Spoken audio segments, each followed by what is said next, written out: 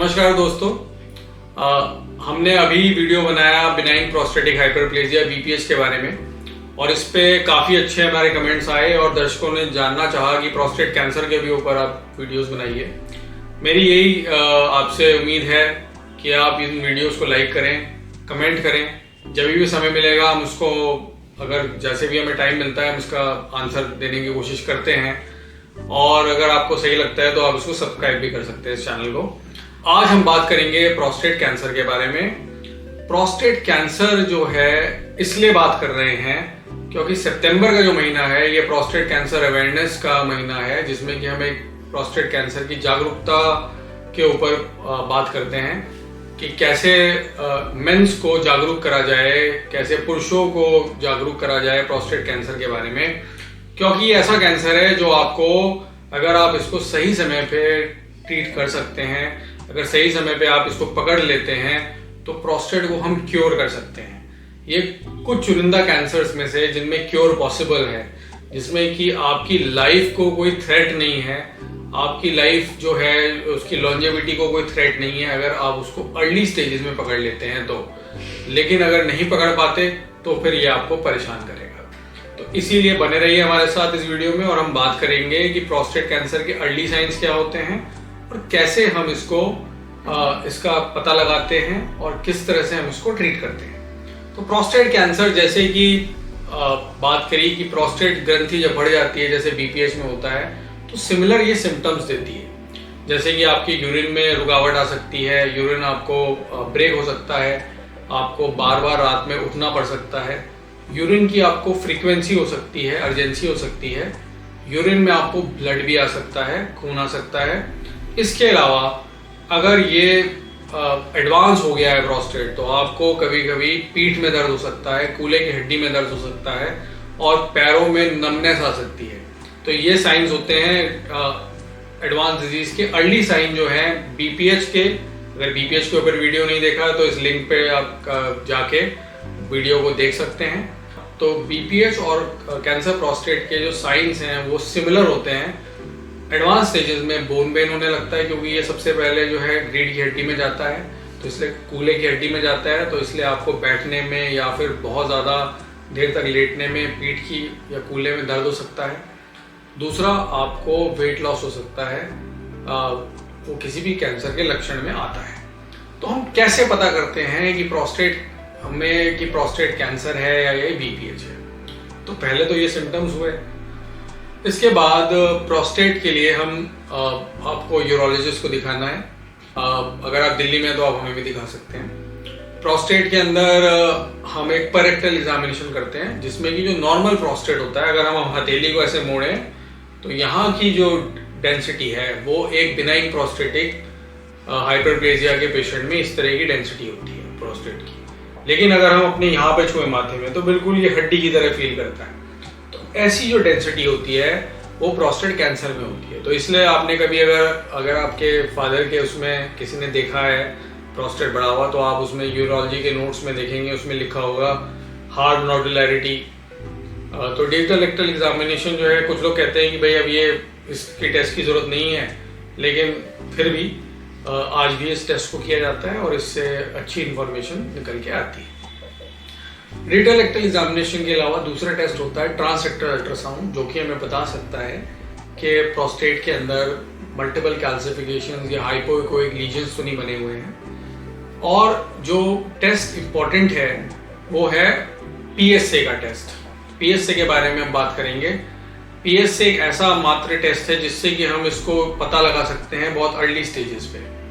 कभी कभी आपने देखा होगा जब आप मॉर्निंग किसी कैंप में जाते हैं या किसी सैर के लिए जाते हैं तो लोग वहाँ पे पीएसए का टेस्ट कर रहे होते हैं, ब्लड टेस्ट कर रहे होते हैं फ्री में, और हम उसको नज़रअंदाज कर देते हैं। लेकिन हमारे पास कई पेशेंट्स आते हैं ऐसे उन टेस्ट को लेकर कि हमने कभी नहीं सोचा था कि हमें दिक्कत होगी, हम तो सुबह सैर पे जाते थे, स्वस्थ रहते हैं, अपना ख्याल रखते हैं, लेकिन पीएसए आया तो जी ये तो 100 की वैल्यू आ गई, 50 की वैल्यू आ गई। कुछ लोग पीएसए टेस्ट कराते रहते हैं और आगे परामर्श नहीं करते। तो पीएसए का नॉर्मल वैल्यू जो है वो 4 से कम होना चाहिए। अगर 4 से ज़्यादा है तो शीघ्र आपको अपने आसपास के यूरोलॉजिस्ट को जो अनुभवी हो उसको दिखाना की ज़रूरत है। मैंने देखा अपने पेशेंट्स में कि इवन बहुत ज़्यादा एजुकेटेड लोगों में भी PSA को जो है नज़रअंदाज किया गया। एक बार PSA जो 20 था वो अगले साल बिना कोई ट्रीटमेंट के 80 हो गया, और 80 पे क्या है कि वो डिजीज़ अनट्रीटेबल हो जाती है।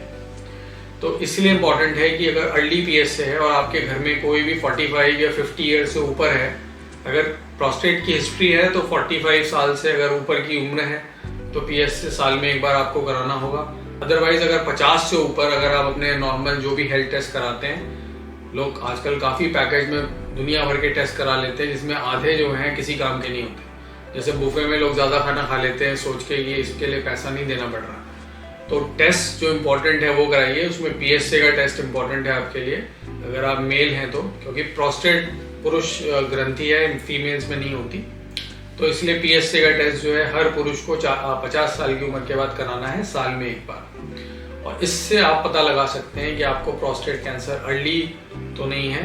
और अर्ली कैंसर में जैसा मैंने शुरुआत में बताया था कि आपको अर्ली कैंसर के अंदर जो है वो हम क्योर कर सकते हैं। इसके बाद क्या किया जाता है, जब एक बार पता चल जाता है कि PSA बढ़ा हुआ है और रेक्टल एग्जामिनेशन में भी दिक्कत लग रही है, तो पेशेंट की transrectal ultrasound guided prostate biopsy होती है। इसमें कुछ लोग कहते हैं कि बायोप्सी नहीं कराना चाहिए, इससे जो है बीमारी बढ़ जाएगी प्रोस्टेट कैंसर की और इसको छेड़ो मत कैंसर को। तो इस तरह के लोगों की बातों में आके, भ्रांतियों में आके अपना समय व्यर्थ मत करिए।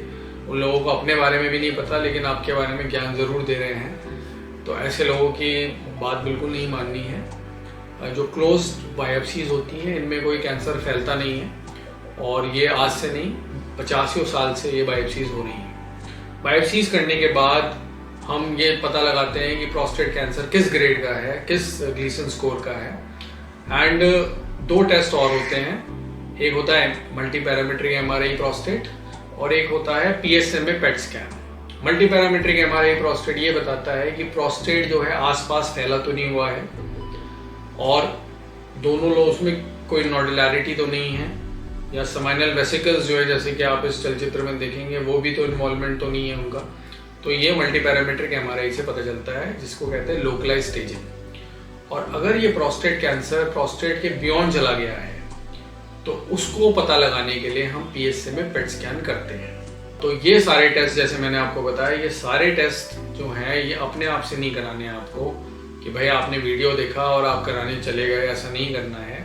आपको सिर्फ PSA टेस्ट तक सीमित रहना है, उसके बाद अपने आसपास यूरोलॉजिस्ट को दिखा सकते हैं। और अगर हमें दिखाना चाहते हैं तो इन निम्न पते पर या नंबर्स पर आप कांटेक्ट करके मुझे दिखा सकते हैं। प्रोस्टेट कैंसर में अर्ली स्टेजेस में रोबोटिक रेडिकल प्रोस्टेटेक्टमी करके उसको क्योर कर सकते हैं एंड पेशेंट्स जो हैं वो सालों साल ठीक रहते हैं, उसमें डिजीज रिकरेंस नहीं होती है।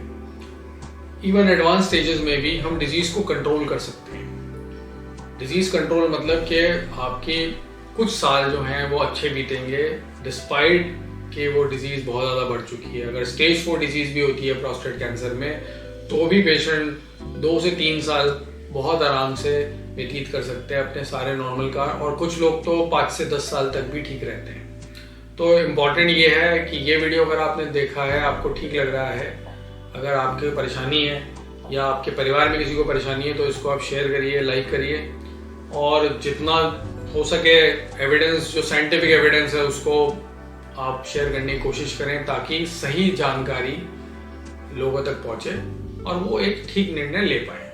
नमस्कार।